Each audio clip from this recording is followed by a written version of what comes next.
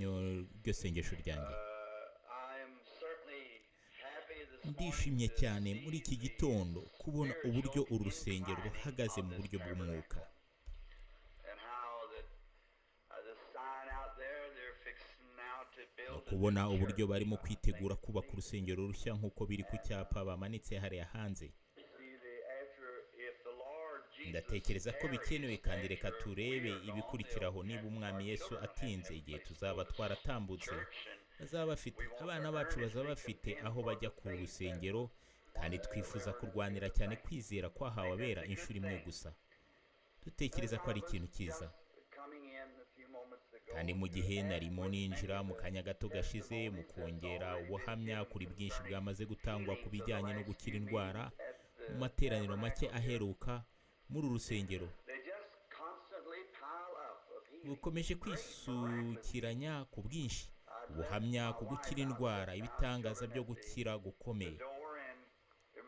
Nari nsize umugore wanjye hanze aka kanya n'abana ku muryango, kandi hari mushiki wacu wicaye hano ubu wari warenzwe n'ibyishimo kugera ubwo yari arimo kurira kubera igitangaza gikomeye cyari cyabereye ku mwuzukuru we muto. Ndakeka ko ari Chattanooga, Madame Nash. Hano umwuzukuru wawe muto yari arwaye indwara, kandi mu materaniro aheruka hano umwami Yesu ndakeka yaramugaragaje maze aravuga ngo uku ni ku Uwiteka avuze, ibyo bivuyeho kandi agiye gukira. None uyu mwana muto nta kibazo afite mu buryo butunganye kandi ameze neza, afite ubuzima buzira umuze mu buryo bushoboka kubaho bwose. Rero birashimishije cyane kumva ubwo buhamya.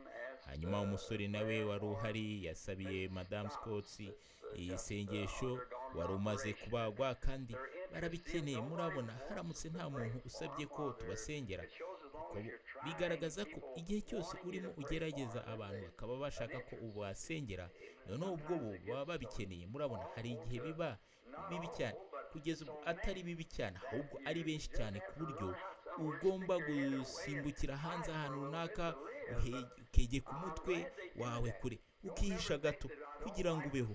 Ariko ndishimye ko babikora. Ntukigere utekereza ko ntakunda kubabona, kuko iyo haba hatari umuntu ushaka ko mbasengera, umurimo wanjye waba urihe? Murabona, ariko rimwe na rimwe iyo uvuze uti mwene data Branham sinsobanukiwe, igihe abantu bahamagara gutyo kandi aho iba ukiherera ahantu runaka, ngomba kubikora kugira ngo mbashe kubaho, mbashe gusengera abantu. Ntabwo kandi si ahantu hamwe, si hano gusa, bituruka hirya no hino ku isi. Murabona, kandi biragoye cyane. Ndahamya ko mubyumva. Mbega uburyo ari byiza cyane kuba umukristo. Sinzi icyo najyaga gukora iyo bijya kuba atari Kristo. Kandi rero no kugirana ubusabane n'abakristo, abantu bafite ukwizera kw'igiciro kimwe n'ukwanjye, bizera Imana kandi bakayiringira, ndetse bakizera ko umunsi umwe w'icyubahiro tuzasoza iyi ntambara yose, maze tukabona intsinzi kandi tuzahagarara ducunguwe dusa nawe aho hakurya y'inkombe. Kandi noneho ndashaka gutanga itangazo rigufi gusa ku bijyanye n'uru rusengero twitegura kubaka n'ibindi. Turimo kuvugurura umuryango wacu, cyane cyane ku byerekeranye n'igice cyanjye cy'ibiterane.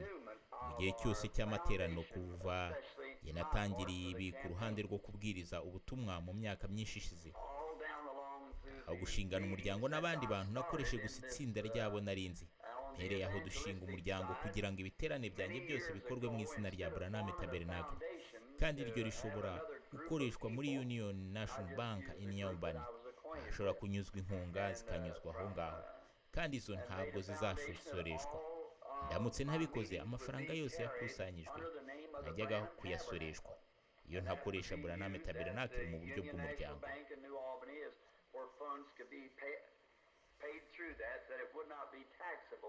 If I didn't, all the money that was taken up would be taxable to me if I didn't use the Branham Tabernacle as a foundation.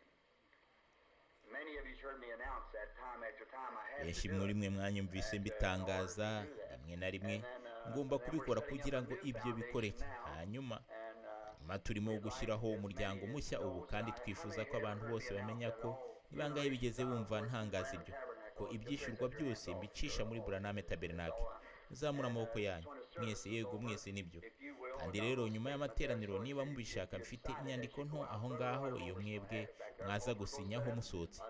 mwene data Roy Robertson araza kuba ayifite hari inyuma, kuko tugiye gushyiraho undi muryango, nicyo kimwe gusa, ariko undi muryango kugira ngo inkunga n'ibindi ibyo bikusanyirijwe mu materaniro hirindwe ko bisoreshwa. Bizaba byashyizwe nk'uko bisanzwe muri Union National Bank kugira ngo acungwe n'ingando, aho kugira ngo undi muryango, kuko n'ubundi icyo dufite ni umuryango uri mu izina rya Branham Tabernacle. Murabona, bityo hari Branham hano na Branham hariya, ibintu nk'ibyo.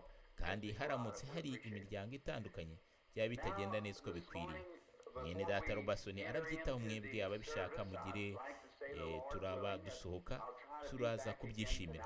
Noneho muri iki gitondo, mbere yuko twinjira mu materaniro, ndagira ngo mvuge Uwiteka nabishaka ko ndi bugerageze kugaruka nanone kuri uyu mugoroba, nanga kwambura amateraniro yombi mwene data Neville, ariko yansabye cyane kongera kubwiriza n'uyu mugoroba, kandi ni Uwiteka bishaka. Ndashaka kuvuga uyu mugoroba ku ngingo y'ivugabutumwa igira iti uyu ninde.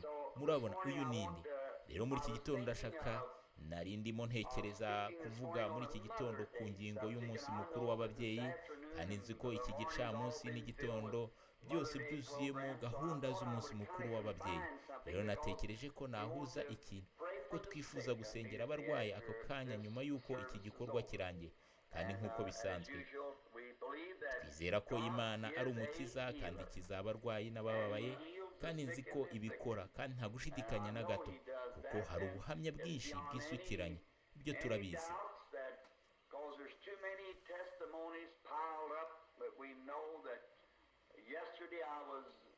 Ejo narimo ndeba mu gafuka mwene data Jane na mwene data Leo bari baherutse kubika k'ubuhamya bafashe, kandi ni agafuka kuzuye mu gukira gukomeye kandi gutangaje umwami yakoreye abantu.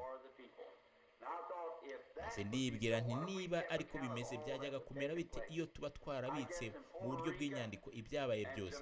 Ndatekereza ko muri Puerto Rico na Jamaica honyine hari kuba hari ubuhamya butangaje bw'abantu 10,000 cyangwa barenga bw'uko umwami yakijije abantu nk'uko yabikoze. Noneho mbere y'uko dufungura igitabo, reka tuvugane na nyiracyo. Mwami, turagushimira cyane uko iyo twunamishije imitwe yacu dutangira kudidimanga dushakisha amagambo gusa. Sintekereza ko hari amagambo y'iminwa y'umuntu yabasha kugaragaza amarangamutima y'umutima w'umugabo cyangwa umugore, umuhungu cyangwa umukobwa wigeze guhura nawe.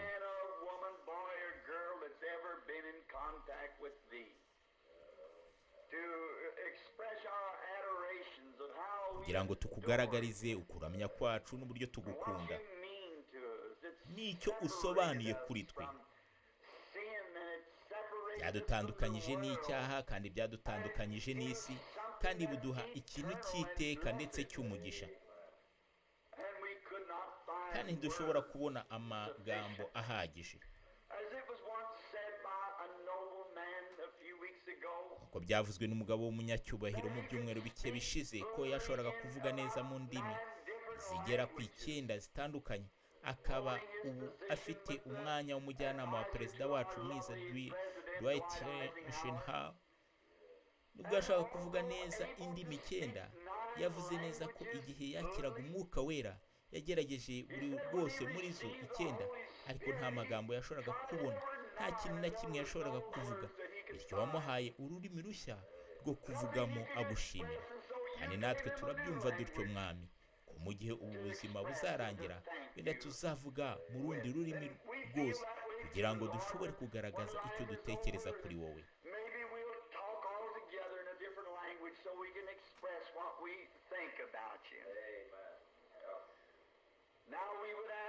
Noneho turasaba mwami ko waha umugisha iyi ngando, umushumba wayo, abacungamutungo bayo, abadiyakoni bayo, abafatanyabikorwa bayo bose, abantu bayigenderera binjira kandi bagasohoka mu miryango yayo. Emera aha hantu hahore ari ahantu ho kuruhukira, aho abananiwe bashobora kwinjira bagasohoka mu miryango yaho bafite ihumure n'amahoro mu mitima yabo. Ahantu abarwayi bazinjira bagasohoka bakize neza, kubera ukubaho kwiteka kw'Imana ishobora byose. Kuzaba kugaragara iteka mu buryo buhoraho munsi y'igisenge cy'inzu.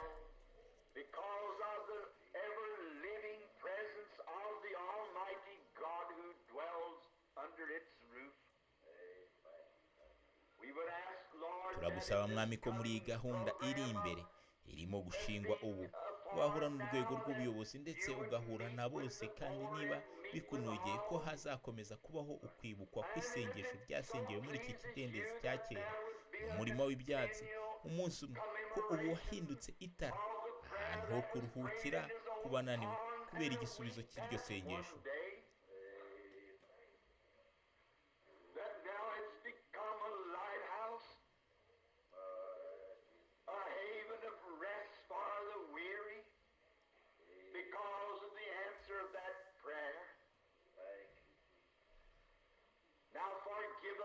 noneho tubabarire icyo twakoze cyangwa twavuze cyangwa twatekereje cyaba cyari kinyuranyije n'ubushake bwawe bukomeye, kandi wibuke mwami ko bitaturutse mu mitima yacu, ushobora gusa kuba twabivuze mu bikorwa byacu cyangwa mu minwa yacu, ariko mu buryo bubangutse watwumvise.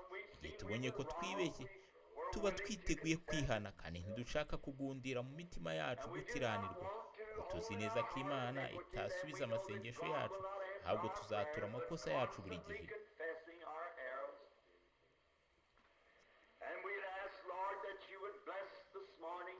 Kandi turasaba mwami kutanga umugisha muri iki gitondo mu gihugu cyose ubwo kirimo kwizihiza uyu munsi wo kuzirikana umunsi mukuru w'ababyeyi.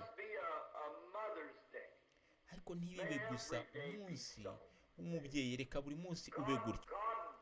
Mana, muri iki gitondo twemerere ko ababyeyi, abagore bataye Imana bagarura umutima ubwabo muri iki gitondo, kandi bamenye icyo ijambo mama risobanura, uwatanze ubuzima.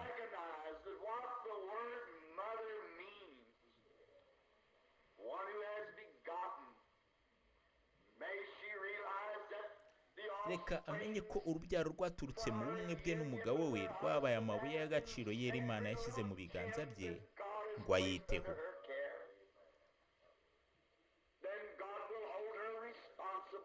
Kandi ko Imana izamubaza inshingano zo kurera abo bana.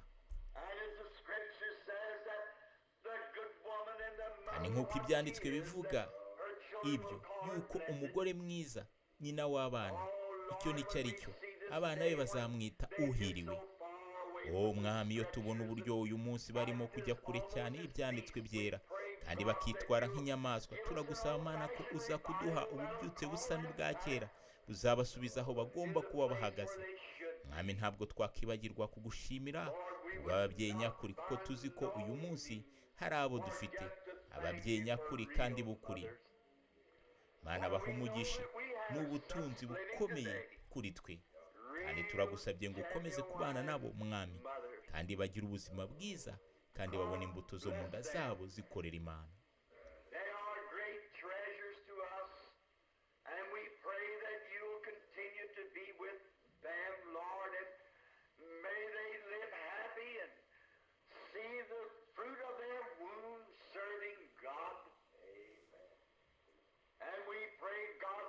Kandi turasenga Mana ngo abambaye ibyiroza ryererutse muri iki gitondo cyangwa ururabo rwera, bisobanuye ko ba nyina batakiriho uyu munsi, Nyagasani Mana, baruhukire mu mahoro kandi imirimo yabo ibakurikire. Iduhe mwami.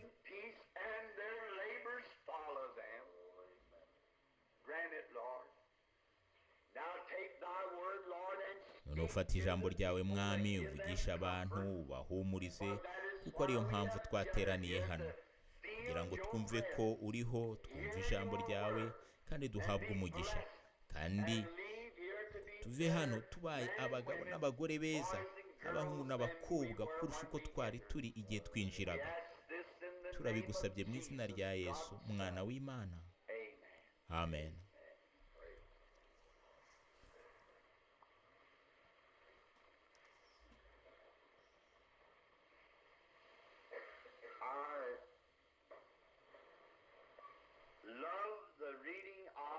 Nkunda gusoma ijambo rye ry'umugisha. Noneho rero turafata muri iki gitondo mu gitabo cy'Abakorinto ba mbere,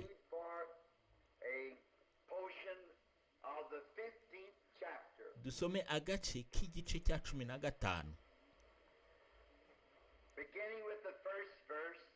duhereye ku murongo wa mbere. Moreover, brethren, I declare unto you the gospel which I preached unto you, bene data ndabamenyesha ubutumwa bwiza which nababwirije, also you ubwo have mwakiriye received, and mukabukomereramo wherein you kandi stand, mugakizwa nabwo,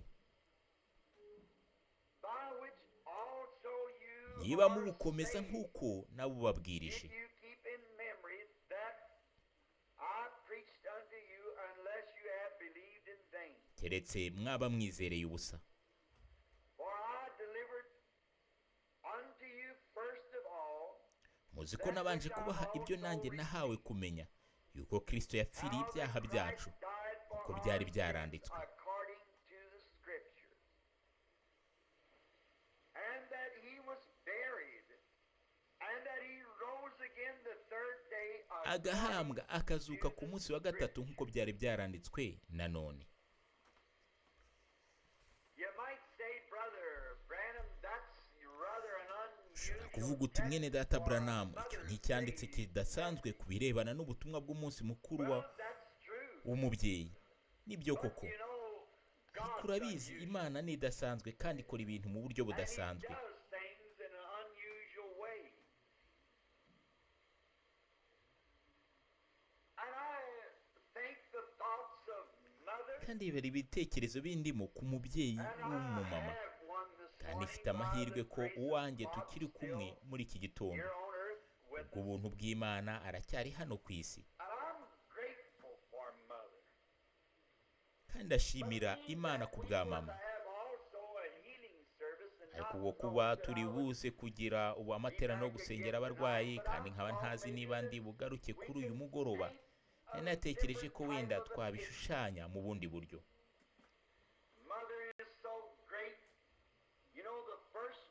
mama ni umuntu w'agaciro cyane. urabizi, uwa mbere wakwakiriye muri ubu buzima ni nyoko. nta muntu ushobora kugukoraho nk'uko yagusamye kandi akagutwara munsi y'umutima we, kandi niwe wa mbere ukumenya, kandi niwe wa mbere muri ubu buzima ukugendana.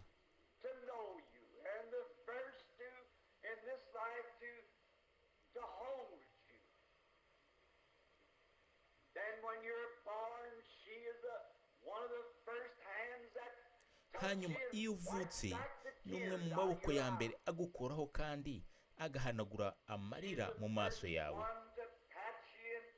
niwe wa mbere ugukuyakuya, akagukunda, akakuvugiriza ubuhuha muri ubu buzima ni nyoko.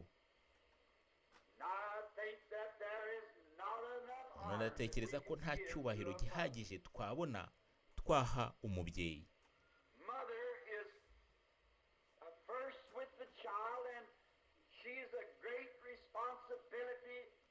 mama niwe ubanza kuba bugufi bw'umwana, kandi afite inshingano zikomeye z'uko uwo mwana azaba ameze. inzira azakurikira zizashingira ku cyerekezo mu ntango uwo mubyeyi azerekezamo uwo mwana. Imana yahaye inshingano umubyeyi nawe umwana zo gushyira uwo mwana mu nzira ikwiye, kandi natekereza ko ariyo mpamvu abamama bagira akantu k'umwihariko mu byo bakora. nzi umuhungu muri uyu mujyi, ndibwira ko nyina ari aho, ageze hafi ku myaka yanjye.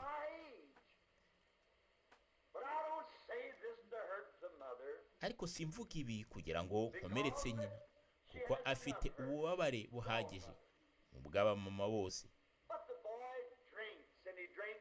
ariko uwo muhungu anywa inzoga kandi akanywa cyane,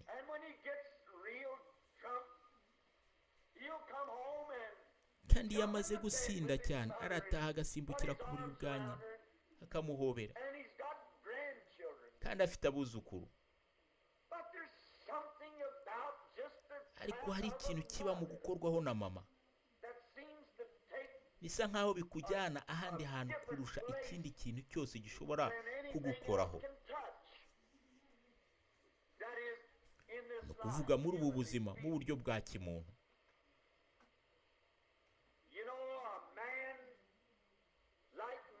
murabizi, umugabo nka Mose, we niba hari icyo nashoboraga gushima ku mico ye, ni ku bwa nyina, ni uko yari afite nyina woherejwe n'Imana.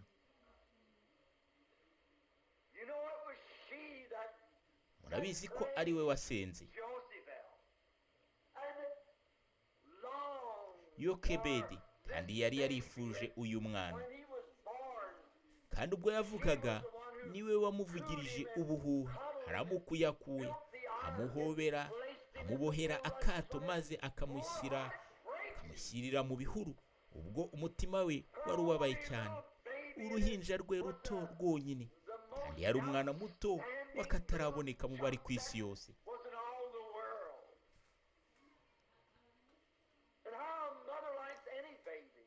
Kandi mbega ukuntu umubyeyi akunda umwana w'uruhinja uwo ari we wese, ariko uru ruhinja rwo kurubona ntirwari uruhinja rusanzwe. Hanyuma mu mutima we yari azi ko yavutse ku bw'umugambi runaka, hanyuma aramujyana amushyira mu rwobo rw'ingona ku ruzi. Ngo kwizera niko yabikoze, azi ko Imana ishobora kumwitaho. Icyo cyasobanuraga urukundo rw'umubyeyi n'ibikorwa by'ukwizera kwe.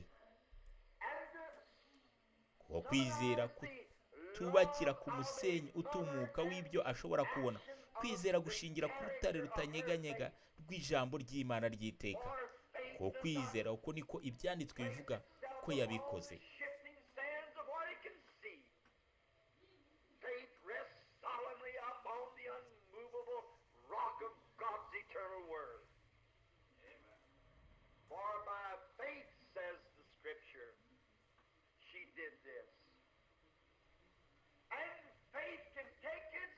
Kandi kwizera gushobora guhagarara ku rutare mu gihe imiraba irimo gukubita ku mfatiro, ukareba mu maso y'urupfu kandi kukabona ko ruraba ruri aho mu kanya gato. Ariko kwizera kukabasha kureba hakurya y'inyanja, kuri wa wundi wavuze ati, ninjye kuzuka n'ubugingo, maze ntikube kucyumva imiraba ihuha cyane. Uko niko kwizera nyina wa Mose yari afite. Yaramwigishije kandi amurera mu ngoro ya Farawo, amwigisha ko yavutse ku bw'umugambi, ko Yehova yasubije isengesho rye, kandi we nta wundi mwarimu yashoboraga kugira uruta uwo.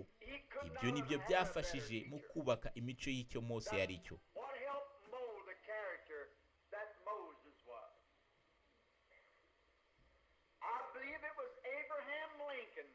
Ndizera ko ari Abraham Lincoln wigeze kuvuga amagambo nk'aya.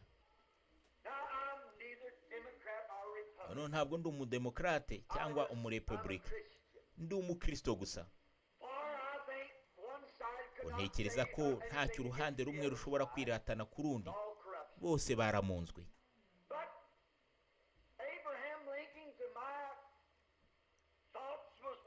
Ariko Abraham Lincoln uko ntekereza yari umwe, kandi yari umwe mu baperezida bakomeye iyi Leta Zunze Ubumwe za Amerika yigeze kugira, harimo na Washington n'abandi. Kuko Abraham Lincoln yagize intango mbi, yari umukene, nta kintu gikomeye runaka cyo gushingiraho yari afite, cyaba ubumenyi cyangwa amafaranga cyangwa ikindi kintu cyashoboraga kumufasha nk'uko Washington yabigenje. Washington yari yararangije kaminuza kandi yari asobanukiwe, yari umuntu w'umunyabwenge, umugabo ukomeye kuva na mbere. Ariko Lincoln yarerewe mu kazu gato k'ibiti hagati y'ubutaka bunini bwa Kentucky, ndetse nta n'agasima bari bafite muri ako kazu gatoya gashaje kahindutse urwibutso hano muri Louisville ubu. Ariko uburyo yabaye umuntu ukomeye, yagombye kwigira kwandika ku butaka yahingagamo ibigori. Ariko dore ubutumwa nshobora kugeza ku rubyiruko. Uzi ko Abraham Lincoln atigeze atunga ikindi gitabo na kimwe mu buzima bwe, kugeza ubwo yari amaze imyaka 21, usibye Bibiliya n'igitabo cy'abahowe Imana ba Fox. Murabona ko ibyo usoma nibyo byubaka imico yawe. bitangaje kuba dufite abantu benshi bataye umutwe muri iki gihe ni ukubera ibinyamakuru bishaje by'inkuru mpimbano n'ibiteye isoni n'ibidafite inshingano bishyirwa mu maguriro yacu y'ibinyamakuru. Yari afite Bibiliya n'igitabo cy'abahowe Imana cya Fox. Reba icyo byamugize. Ariko mbere y'ibyo byose umunsi umwe yavuze amagambo nk'aya. Yaravuze ati niba hari ikintu cyiza cyabonetse muri njye ni ukubera kugira mama ukunda Imana wamureze kugira ngo akorere Uwiteka. Murabona, umwana yumva nyina. Umubyeyi agira akantu gato k'umwihariko gatuma uwo mwana azamwumva. Iyo yikomerekeje gato yirukira kuri nyina kugira ngo amuhumurize mbere y'uko ajya kwa se, kuko niwe wabanje kumuba bugufi cyane. Murabizi, kandi hari impano Imana iha nyina kugira ngo abe ateye muri ubwo buryo. Ndavuga umubyeyi nyawe. Rero nge nizera ko abamama ari abo kubaha kandi bubaha Imana. Ariko ntibwira ko iby'iminsi mikuru nk'uyu witiriwe umubyeyi hari imikorere y'uburiganya yo kwinjiza amafaranga menshi mu ndabyo n'ibindi. Ariko umunsi w'umubyeyi wakagombye kuba buri munsi, si ukumwohereza indabyo nyinshi ku munsi w'umubyeyi, ahubwo ni ukumukunda no kumwitaho iminsi 365 n'amajoro umwaka wose. Ariko birumvikana ku isi y'ubucuruzi ifite ububasha bukomeye mu bintu nk'ibi kandi bitesha agaciro umubyeyi. Havuga ngo umwaka ushize ku munsi w'ababyeyi ushize namwoherereje indabo nyinshi. Dore icyo yakwishimira cyane birenze ibyo ni ukwicara ukavugana nawe gato, ukamwandikira umurongo, ukamukubita agashyi ku rutugu, ukamusoma kwitama, ukamubwira ko umukunda. Bizagera kure cyane kuruta indabyo zose ushobora kugura ku mucuruzi w'indabyo. Nibyo koko. Ndizera ko ari mu mategeko 10 nyakwigendera Sosiodomire wanditse akanashyira ahabona kimwe mu bihangano by'ingenzi mu isi ya filime, kandi mbere y'uko bishyirwa ahagaragara cyangwa ngo bisoke, Sosiodomire hamagaye Oral Roberts na Demos Shakarian hamwe n'itsinda ry'abakozi b'ubutumwa bwiza bwuzuye, maze abajyana muri studio ze bwite, maze abereka amasahani y'amategeko 10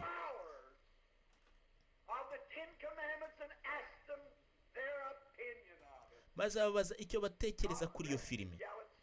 Imana ihe iruhuko ubugingo bwe bw'intwari. Kandi ubwo narebaga iyo filime gerageza kwijora, hari akantu gato kankuzeho kanguma mu mutima. Niba benshi muri mwe mwarayibonye, ni igihe umukobwa wa Farawo, nyuma y'uko Mose amenye ko ari umuheburayo, yafashe icyemezo cyo kujya kubana n'ubwoko bwe. Kandi hariya hari nyina wahoze ari mwiza, wari warashaje, afite imvi n'isura ye yuzuye iminkanyari, yicaye mu ntebe ishaje, umubyeyi usanzwe.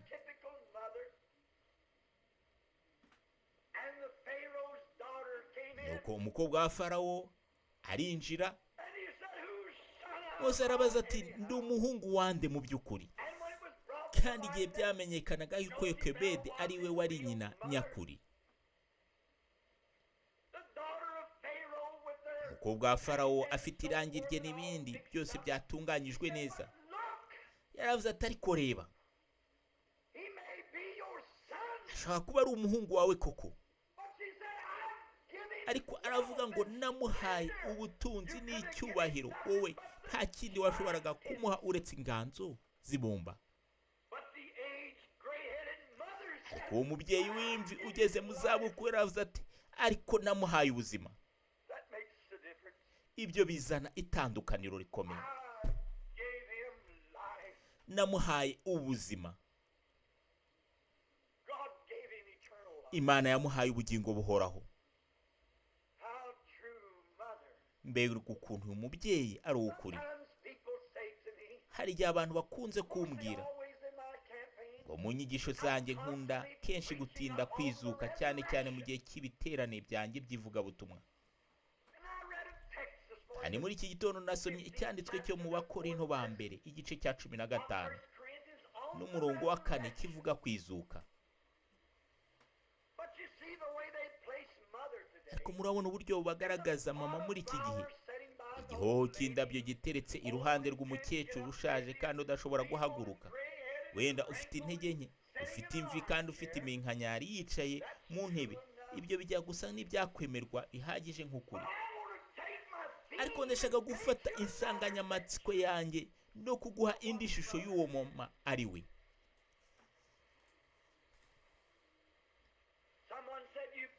Hari umuntu wavuze ati ubwiriza cyane kwizuka, ubutumwa bwawe hafi ya bwose bufite icyo buvuga kwizuka. Ariko niko kuri, ni ahantu h'urufatiro shingiro rw'ubutumwa bwiza. Mu byo yakoze byose, yaba atarazutse mu bapfuye, byose byari kuba ari imfabusa.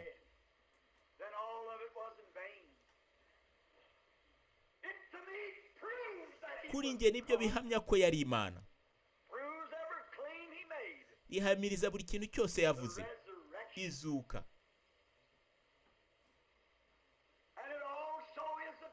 Kandi ni narwo rwishingikirizo rw'ubugingo. Niyo ntango, niryo fatizo, ni ikamba ry'ihumure ryacu.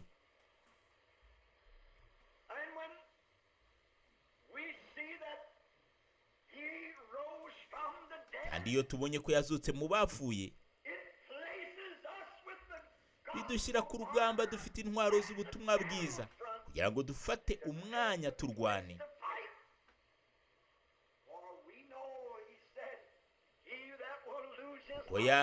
Tuzi ko yavuze ngo uzabura ubuzima bwe ku bwanjye azongera kububona.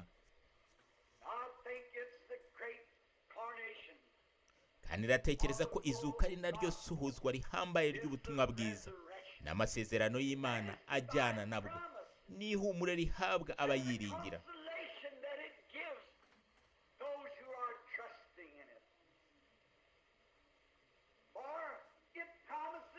Kuko niryo sezerano rikuru ryo kuzongera guhurizwa hamwe twese bundi bushya.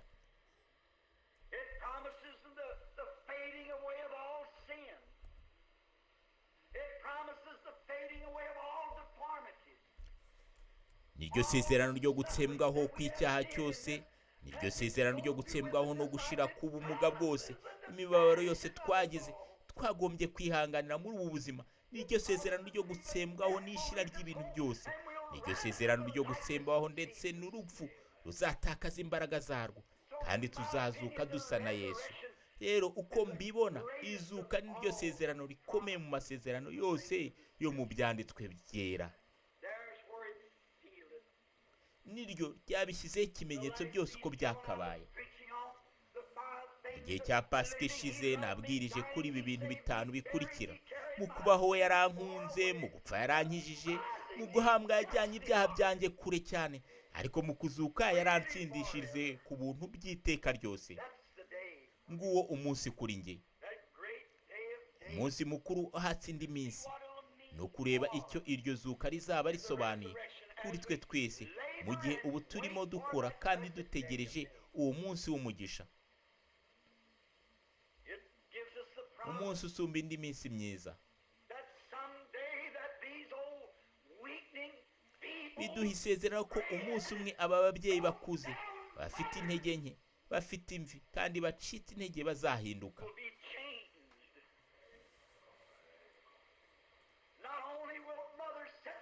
Mama ntabwo azicaraho wenyine gusa, ahubwo umuryango we wose uzaba umushagaye. Mbega umunsi uzaba mwiza, mbega igihe kizaba cyiza, ubwo tuzarebana mu maso n'abo twakundaga cyane.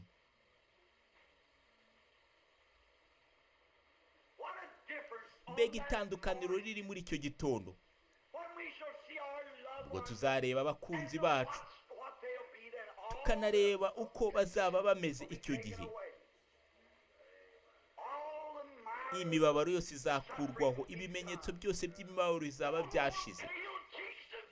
Nta matama yahishijwe n'imibabaro y'urupfu ukundi, nta marira azongera kuva mu maso. Izuka risezeranya ibi byose. Nta gushyingura kuzongera kubaho ukundi, nta kongera gukuya ku itama ry'umwana wawe ryabaye nk'ibuye. Nyuma yo gutegurwa n'inzu zitunganya abapfuye mbere yo gushyingurwa, zamusize imibavu, bamurambuye n'amarangi n'ibindi ngo agerageze kugaragaza isura karemano, ntibizaba bigikenewe ukundi aho ngaho. Nyuma ntekereza igihe tuzababona bahagaze hakurya, abakunzi bacu, ba mama, bene wacu, inshuti zacu zose, kubabona mu mibiri yabo idapfa, imibiri yabo yo mu ijuru, kureba imico yabo n'uburyo bitwara neza kandi batuje, nta bwoba cyangwa guhangayika bizongera kubaho. Babona bahagaze mu ishusho y'umwami Yesu. Uwo uzaba umunsi mwiza cyane udasanzwe.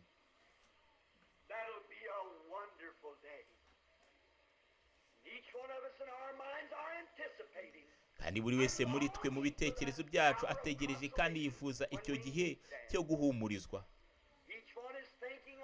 Ubwo tuzahura nabo, buri wese hano arimo atekereza ku muntu we akunda. Wenda mama we witabye Imana, kandi mbega umunsi uzaba mwiza. Ngo muzongera kumubona, wenda ni kuri papa, kuri murumuna wawe, no abakunzi bose, mbega umunsi uzaba mwiza.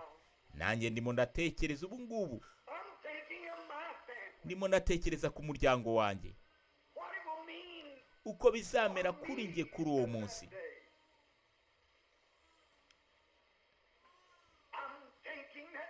Ndatekereza ko muri icyo gitondo cy'umuzuko, wenda uwa mbere uzaza kusanganira azaba ari Sharoni wanjye. Oya, ntazaba akijugumira. Urya mudayimoni ntashobora kwinjira hariya hantu. Nta ndwara ya mugiga ishobora kugera muri kiriya gihugu. Ako gakundwa kwanjye ntikazongera kunsezeraho kampepera. Twa twiso twako tw'ubururu kazaba katubirindura. Ubwo kazatera amaboko hejuru kavuga kati, papa, nzanezerwa no kumubona, no kumenya ko atazongera gupfa ukundi, kumenya ko byose birangiye. Iyi mpamvu mbwirizanya imbaraga iby'umuzuko. Hanyuma nzareba nyina wa Billy, umuhungu wanjye. Kandi ifite byinshi nibuka aho ngaho. Ndibuka igihe namutwaraga nako Bwana Combs hano haruguru, yari amutwaye ku rugendo rwa nyuma. Nanjye nari ndi kumukurikira mu modoka ubwo twamanukaga mu muhanda wa 7. Aho ngaho Billy wari ufite amezi 18. Ukuntu bamuzanaga mu muhanda ngo bamumwereke, kandi yabaga arambarayeho gusa, akareba umwana we akarira, ariko ntiyashoboraga kumwegera. Hanyuma mu nzira tumanuka, umushyingura yaraje amanuka ku muhanda wa 7. Mama ubu wicaye hano niwe warimo kumurera icyo gihe. Yari ahagaze mu kibuga yambaye agakabutura gato n'akagofero gatukura kareba ku ruhande k'umutwe we. Mama we yari aryamye aho kuri burankari mu gice cy'inyuma cy'imbangukira gutabara.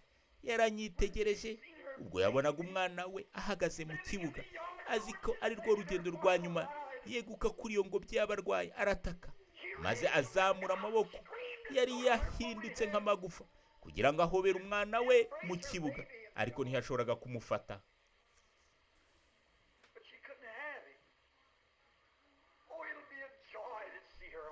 Bizaba ibyishimo kumubona kuri uwo munsi. oya, nta maboko yahindutse amagufa azaba agifite, nta nubwo amaso ye azaba agihumbanye, ahubwo azahagarara mu bwiza bwo mu ijuru, umwamikazi wo mu ijuru n'umubyeyi. Amaso ye y'umukara ubengerana nk'amababa y'ibikona, azabyina yishimye, ntazaba ahetamye rwose, kuko urya mudayimoni w'igituntu ntazigera yinjira muri kiriya gihugu, ahubwo azahagarara hariya mu kudapfa asa nawe.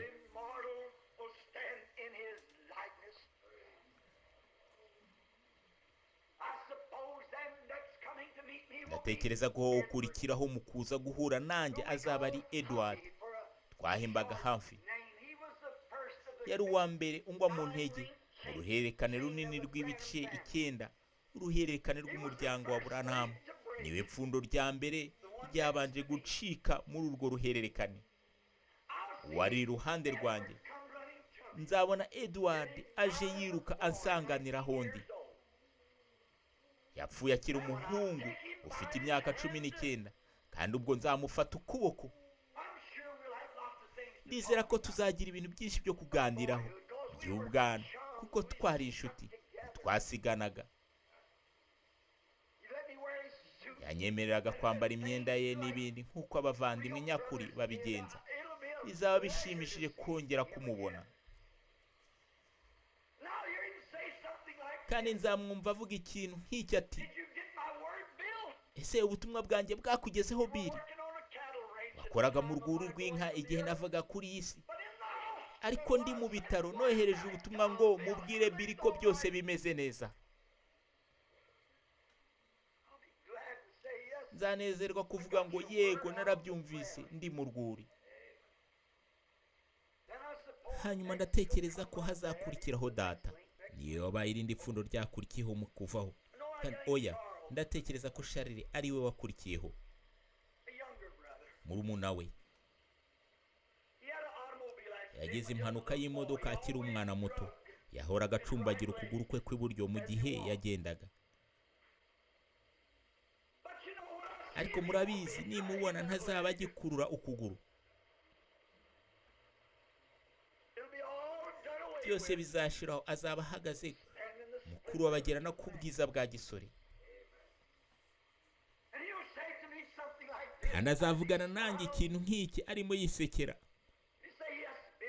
Azambwira ngo yego Bill, nta mpanuka zibaho hejuru hano. Kandi ndibuka ijoro ryabanjirije iryo nafatiwe mu mpanuka y'imodoka, wavuganye nanjye. Hagaze ku rubaraza rw'akazu gato ku rugo rwacu ruciriritse, kandi ndakareba ndi hano hejuru ubu ngubu.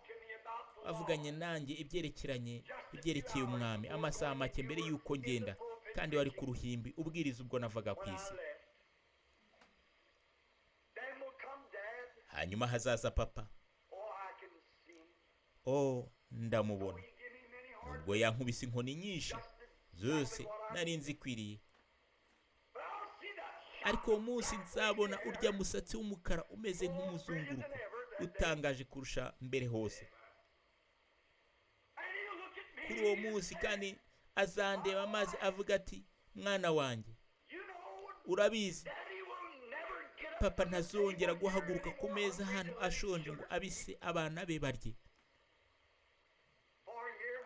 kuko hano dufite ibyo kurya byinshi, nta kibura hano.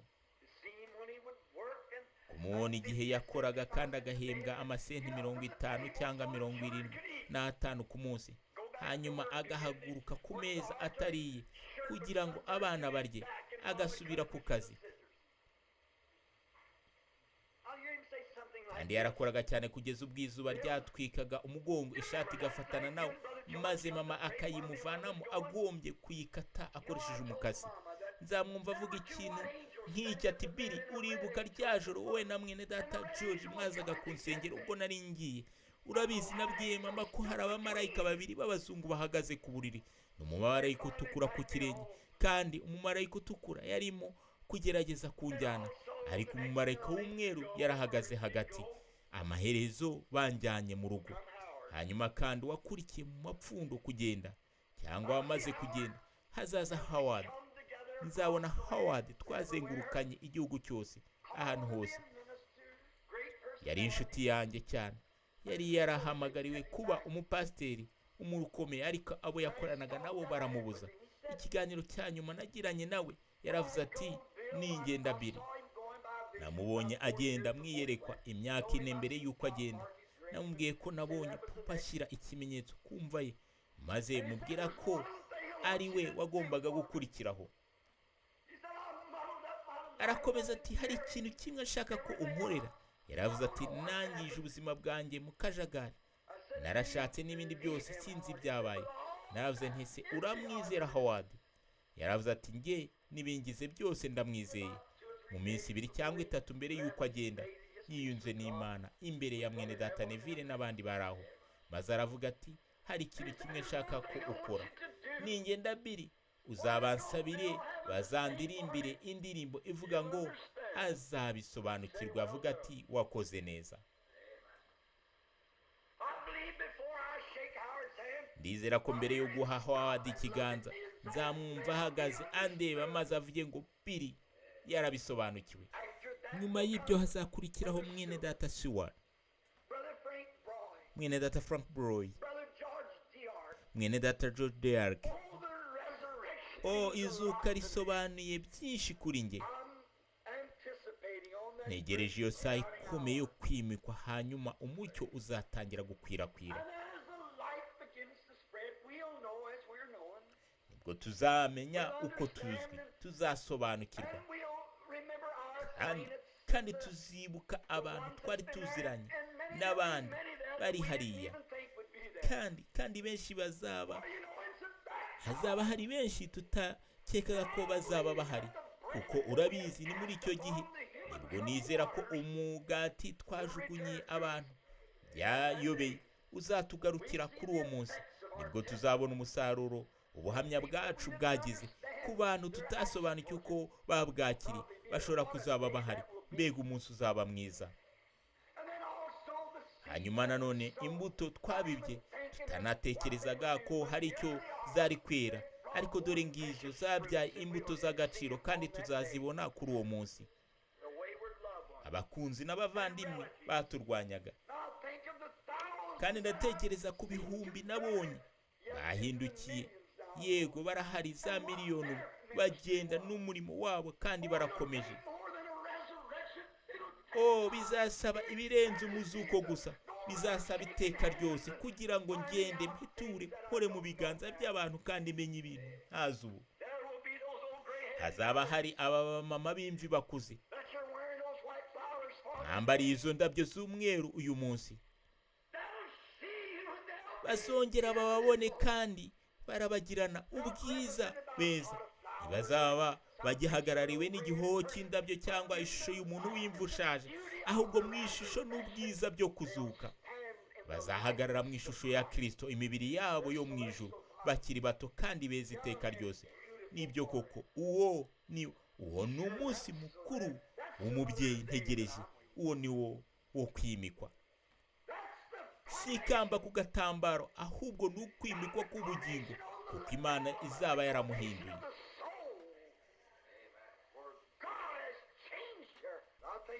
Ndatekereza kuri mama wanjye ushaje kandi ufite intege nke, kandi uhinda umushyitsi kubera ubumuga. Ntabwo azabikora kuri uwo munsi. Icyo gihe bizaba bitandukanye. Tuzatangira kwitegereza, maze uriya mucyo ukomeye utangire gukwirakwira uko dutangira kureba hirya no hino, maze uruziga runini ruzagenda rurushaho kwiyongera. Byose bizaba bigaragaza gusa kwegereza kwa Yesu.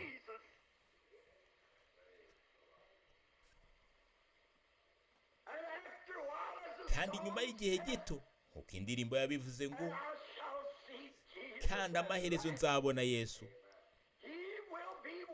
Azaba antegereje, Yesu mwiza kandi w'ukuri.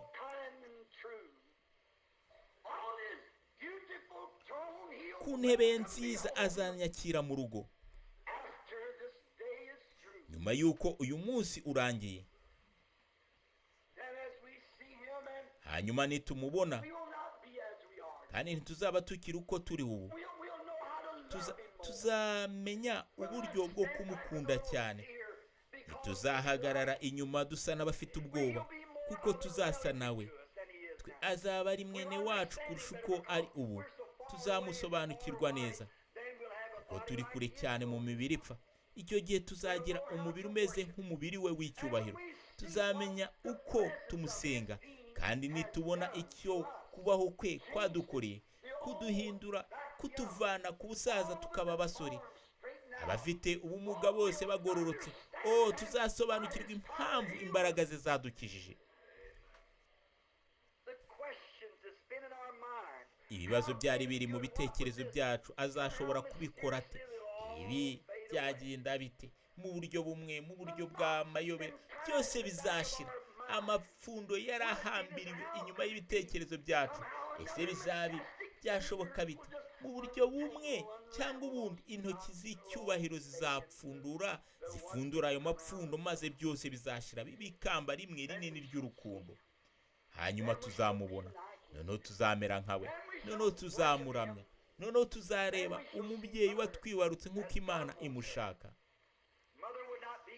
Mama ntiyaba yuzuye aho hatari umuryango we, kuko igihe cyiza kurusha ibindi mu buzima bwe bwose ni ukubona abana be bakikije ameza, kandi bose bafite ubuzima bwiza kandi bishimye, maze ukamubona asuka ikawa cyangwa ikindi kintu cyose akora, agategura ifunguro rya nimugoroba, maze we na papa bakicara.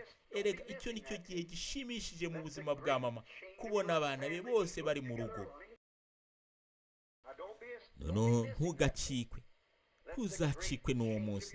Reka urwo ruhererekane runini rw'umuryango wawe rufatanye ipfundo ku rindi, uruziga rubemo inkingi zarwo zose. Hanyuma tuzicare hamwe n'imiryango yacu n'amatsinda yacu hirya no hino mu busitani bw'iteka ryose. Mbega umunsi uzaba mwiza! Ubwo nibwo tuzasobanukirwa. Niwe wasezeranyije ibi mu Byahishuwe igice cya mbere, aho yavuze ibyo ngo inkota ityaye ifite ubugi impande zombi yavuye mu kanwa ke, yitwa ijambo ry'Imana. Kandi n'uwo munwa umwe wavuze uti ndi uriho, nari narapfuye none ndiho iteka ryose.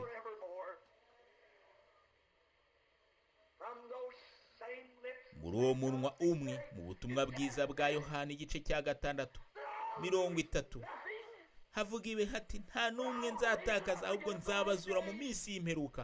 Niwe watanze isezerano. Iyo minwa imwe y'agaciro niwe wadukijije, udukiza indwara, waducunguye, kandi uzatuzura ku munsi w'imperuka.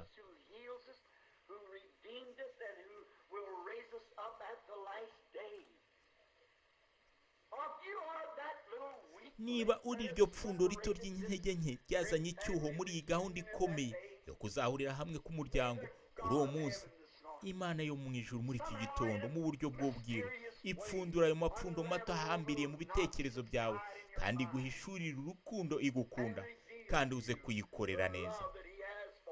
Mu gihe tugitekereza kuri ibi bintu, reka dusenge.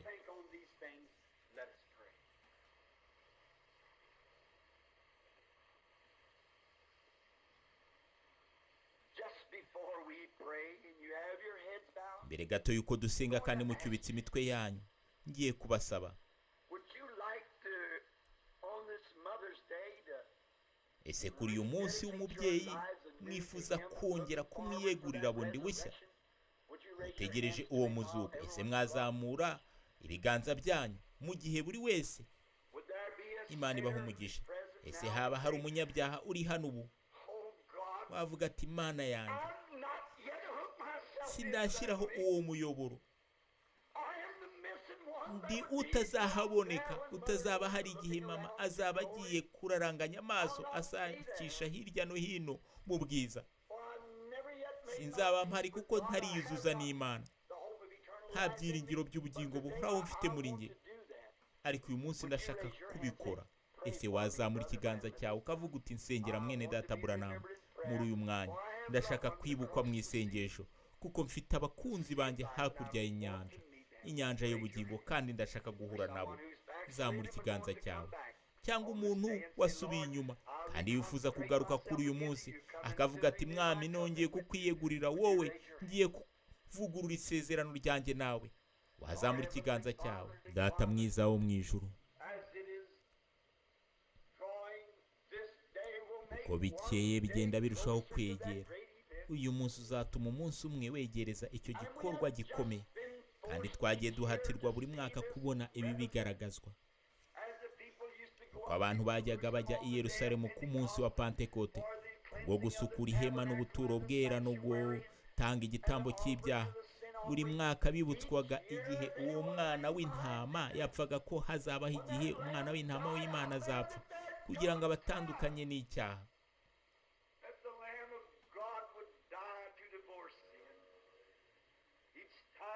Igihe cyose ubwo ako kantu gato kabaga gatamatama, kagasuka amaraso akayamisha ku biganza byabo, bibutswaga ko hazabaho igihe hazabaho umwana w'intama w'Imana uzataka ati Eli lama sabakitani ku musaraba.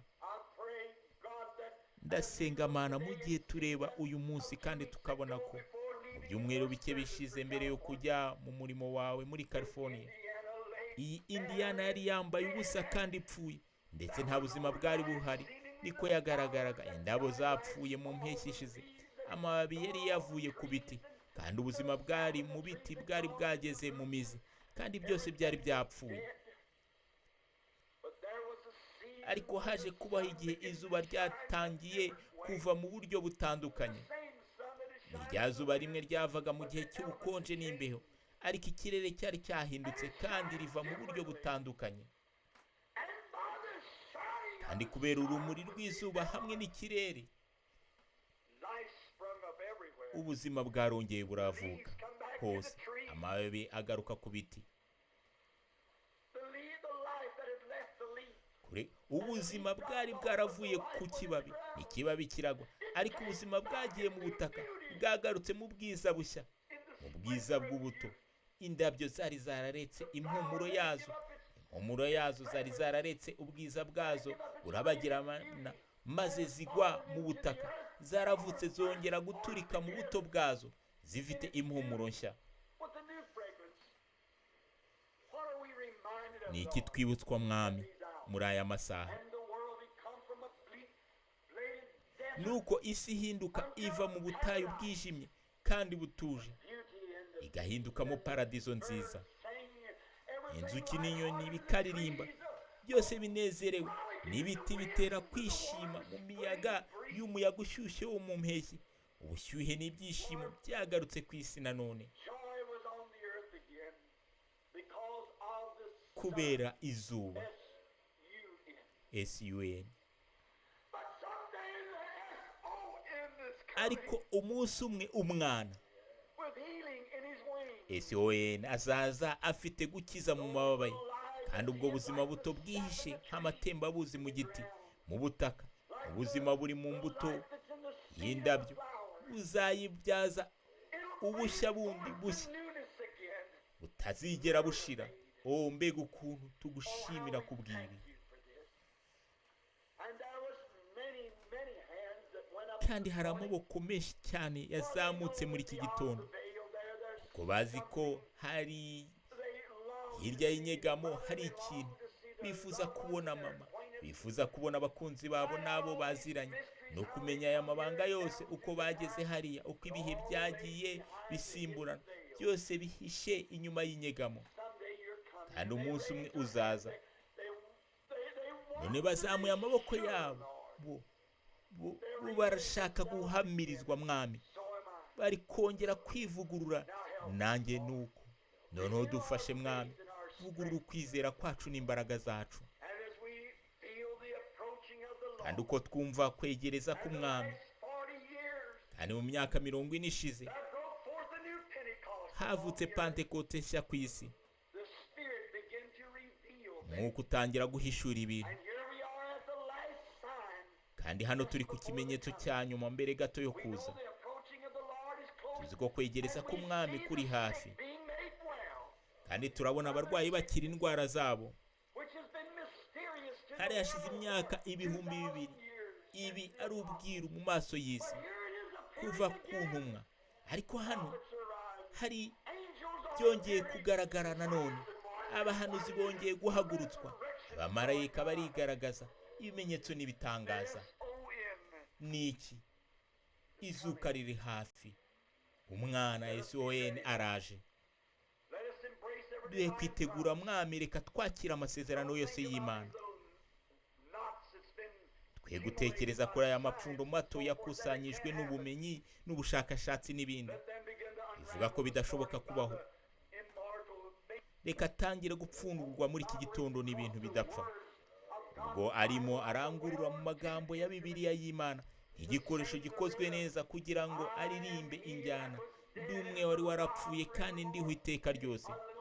Hasigaye igihe gito isi ntizongera kumbona ukundi, ariko mwebwe muzambona, kuko nzaba ndi kumwe namwe ndetse muri mwe kugeza ku mpera y'isi.